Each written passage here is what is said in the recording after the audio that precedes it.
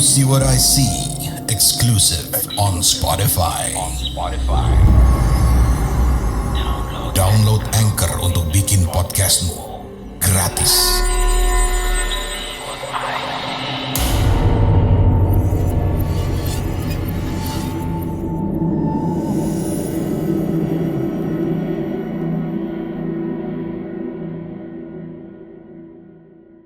Halo warga desa Sukawati, balik lagi bersama saya Devian Viana di menceritakan email kamu. Kali ini saya dapat cerita dari seorang wanita ya, yang beliau ini mengalami kejadian yang kalau aku di posisi dia ya pasti itu akan menjadi unforgettable experience karena benar-benar ketemu sama sesuatu ya yang nanti kalian dengerin sendiri aja dan berdekatan dengan entitas tersebut gitu. Oke, langsung aja kali ya daripada penasaran. Ini ya mencekam.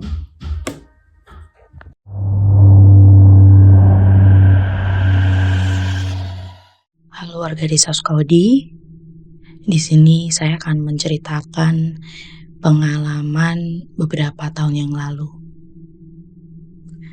Usia saya itu kan 25 tahun. Dan bapak sama ibu dan bapak sama mama sudah memaksa saya untuk menikah. Ya, itu karena sudah banyak teman-teman usia saya yang sudah menikah, bahkan memiliki anak. Lalu saya tanya, apakah saya menjadi beban bagi keduanya karena belum menikah? Karena memang banyak selentingan dari tetangga, teman-teman bapak dan mama, yang melihat saya masih luntang-lantung dengan pekerjaan yang gak jelas. Dan bahkan pacar pun belum punya.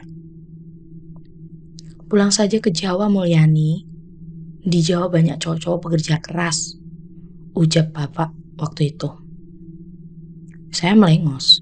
Buat apa, Pak? Di sini juga banyak kok cowok-cowok pekerja keras.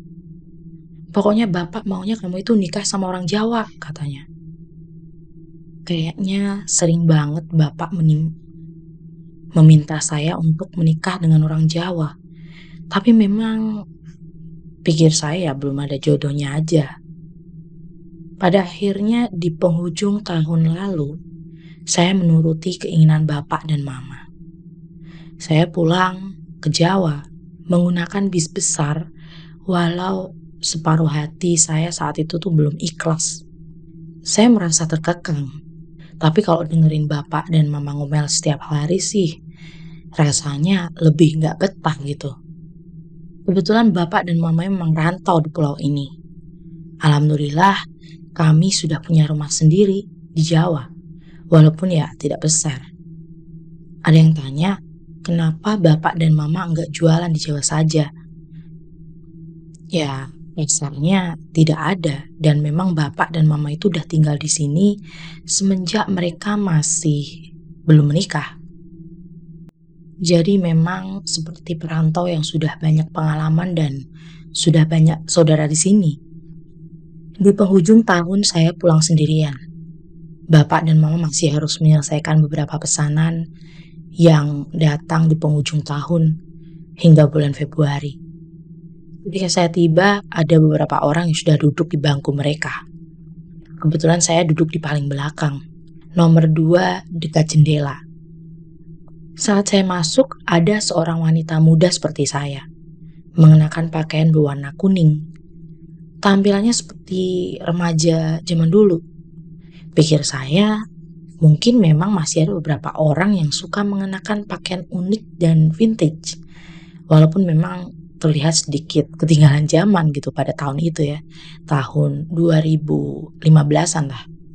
Karena untuk pergi ke kota kami itu memang butuh banyak waktu, hingga berhari-hari. Saya mencoba untuk mendapatkan teman seperjalanan. Jadilah saya mencoba untuk mengajak ngobrol si mbak yang mengenakan pakaian berwarna kuning itu. Mau kemana mbak? Kejauh juga ya? Tanya saya. Tapi dia tetap diam aja, memandang ke arah luar jendela yang terbuka. Lalu saya tersenyum karena dicuekin. Malu lah. Mungkin pikir saya beliau sedang sibuk melamun hingga tak menanggapi pertanyaan saya. 1 jam kami berdiam diri, akhirnya mobil mulai berangkat. Sepanjang perjalanan tercium aroma yang unik. Si Mbak yang berpakaian jadul ini aroma parfumnya belum pernah saya cium sebelumnya. Entah gimana pun itu, kebetulan saya pernah bekerja di toko parfum. Jadi sedikit banyak tahu aroma-aroma parfum yang sedang happening tahun ini. Mau ke Jawa ya Mbak? Saya juga nih. Boleh kan ngobrol supaya nggak terlalu bosan? Ucap saya agak sedikit panjang. Tapi si Mbak tetap kepalanya tuh nengok ke kanan, memandangi jendela yang masih terbuka. Angin-angin membuat rambutnya berhembus dan bergoyang-goyang. Dia tetap diam aja, menyauti pertanyaan saya. Kedua kalinya saya merasa dicuekin. Kurang ajar banget nih batin saya. Saya sempat melirik tangannya yang kurus dan pucat. Bajunya yang berbahan lembut tampak tertiup angin. Wajahnya tirus dengan tulang wajah yang sedikit menonjol. Hidungnya mancung. Sekilas wajahnya mirip banget sama artis zaman dulu. Saya lupa namanya. Tapi karena dicuekin, lagi-lagi saya diam sampai berjam-jam kemudian. Akhirnya bis antar kota itu tiba di sebuah rumah makan Padang yang berada di jalan lintas. Saat semua penumpang sudah turun, si Mbak yang mengenakan pakaian berwarna kuning ini masih duduk di sana aja, tetap dengan posisi yang sama. Lagi-lagi, dia juga masih memandangi ke arah luar jendela saat itu. Sesudah turun, saya menumpang sholat di masjid yang ada di restoran Padang itu. Setelah kembali dari masjid, saya rencananya membawa nasi bungkus. Saat saya melewati bagian mobil sisi sebelah kanan, saya melihat dari kejauhan bahwa memang ada seseorang yang sedang duduk di bangku paling belakang. Saya melihat rambutnya dari belakang, lalu ketika saya berjalan sedikit, saya melihat rambutnya yang tertiup angin. Lama-kelamaan, ketika saya berjalan di koridor menuju rumah makan, saya cukup bisa melihat jelas wajah si Mbak berbaju kuning ini. Yang titik tempatnya duduk itu tersorot lampu neon dari rumah makan itu. Wajah bagian kanannya yang berada di dekat jendela tampak tak beraturan bentuknya. Ada sedikit warna kemerahan. Entah itu darah atau sesuatu yang lain. Bola matanya tidak terlindungi oleh kelopak matanya. Seolah-olah sedikit melorot dan tergantung. Saya bergidik ngeri, buru-buru masuk ke dalam rumah makan dan memesan. Saat ada Uda yang sedang membungkus nasi bungkus, saya bertanya dan menyapa, sok kenal dan sok dekat aja. Untungnya Uda itu bersikap ramah. Oh, Mbak mau ke Jawa ya? Iya udah, ada nggak temen saya di dalam mobil? Soalnya saya rambut jauh nggak kelihatan, ucap saya berbohong. Saya pikir mungkin saya salah lihat atau mungkin apalah, sehingga saya meminta bantuan Uda untuk memastikannya. Masih memegang nasi pesanan saya, Uda berjalan sedikit keluar rumah makan, lalu memindai bis besar yang sedang terparkir persis di depan rumah makan itu. Gak ada Mbak, bisnya udah kosong. Mungkin teman Mbak itu udah turun, lagi sholat atau ke toilet mungkin. Saya sedikit merasa lega. Lalu setelah membayar, saya hendak kembali masuk ke dalam bis. Tapi tiba-tiba saja, mata saya menangkap kembali mbak-mbak berpakaian kuning itu yang masih duduk di bangku belakang dekat jendela. Apa cuma saya aja yang bisa melihat mbak-mbak itu? Tanyaku dalam hati. Saya urung masuk ke dalam bis besar itu. Saya menunggu orang-orang lain untuk terlebih dahulu masuk. Setelah menunggu cukup lama, akhirnya ada 12 orang yang masuk. Saya ingin menukar tempat duduk. Sesuatu itu enggan pergi. Saat kernet bis mencoba untuk menanyakan sesuatu kepada saya terlihat terkejut. "Mbak, geser ya duduknya. Mbak dekat jendela, nanti ada yang mau naik sebentar lagi." "Pak, tapi di situ ada orangnya," ucap saya menunjuk dengan ibu jari. Posisi saya dan kernet itu persis di belakang pintu samping bis. "Dari tadi juga kosong kali, Mbak. Memang penumpangnya naik dari titik ini. Kalau Mbak nggak mau duduk di dekat jendela, ya udah nanti biar penumpangnya aja yang duduk di situ." Saya menunggu 5 menit. Menunggu penumpang baru yang dikatakan oleh kernet tadi.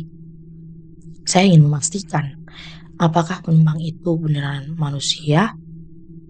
Ternyata yang naik ibu-ibu berpakaian muslimah. Saya sedikit lega, tapi setelah ibu-ibu itu duduk di dekat jendela, dia terus-menerus merasa gelisah. Saya pun merasa keheranan dan akhirnya kami tiba di Merak. Dan di sana kami sempat berhenti lagi. Ketika berhenti dan mobil naik ke atas kapal, saya melihat jembatan. Wanita yang wajahnya rusak itu berkeliling jembatan. Wujudnya tipis, ringan, seperti melayang-layang. Tapi memang cukup membuat saya terkejut. Saya tiba di tujuan saya. Pada akhirnya saya menceritakan pengalaman itu kepada sepupu-sepupu saya. Sepupu saya bilang, di bis itu memang kadang-kadang mereka bertemu wanita berpakaian lawas gitu. Katanya, menurut ceritanya, bis itu pernah mengalami kecelakaan. Penumpang yang ada di bagian sayap kanan, sebagian ada yang meninggal. Ya, seperti itu kira-kira ceritanya. Nanti kapan-kapan saya cerita lagi pengalaman menjumpai sesuatu tak kasat mata ketika saya berada di tempat wisata di Kota Kuningan. Sekian, terima kasih warga Desa Sukawedi. Kamu punya pengalaman horor? Kirim ceritamu ke podcast.ceritahoror@gmail.com.